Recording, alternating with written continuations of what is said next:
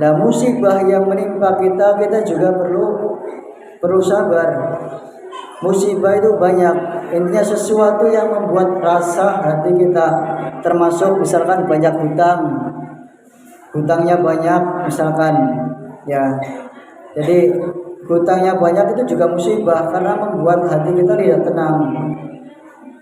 Jadi ketika kita punya hutang kita juga harus sabar, dan juga ya tetap ada kewajiban melunasi hutang tersebut.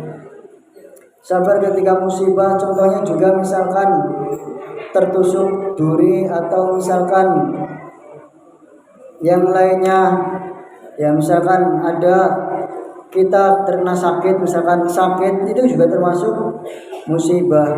Sakit atau galau, bagi yang anak muda kadang sering galau, diputusin sama ceweknya misalkan, karena diputusin sama ceweknya kemudian galau, ya ini juga musibah juga. Kemudian sakit hati ini juga musibah, tiba-tiba pusing ini juga musibah. Nah, ketika kita ada musibah seperti ini, kita juga perlu adanya sabar. Sabar gimana? Dengan kita tidak melakukan kemaksiatan. Dengan kita misalkan diberikan musibah oleh Allah, tetap menjalankan apa yang Allah perintahkan, tetap menjauhi apa yang Allah larang. Karena ada sebagian dari orang ketika terkena musibah, kemudian dia nggak mau melaksanakan sholat, ada yang nggak mau melaksanakan puasa, galau merenung di dalam kamar terus. Nah, naudzubillah, jangan sampai kita seperti itu.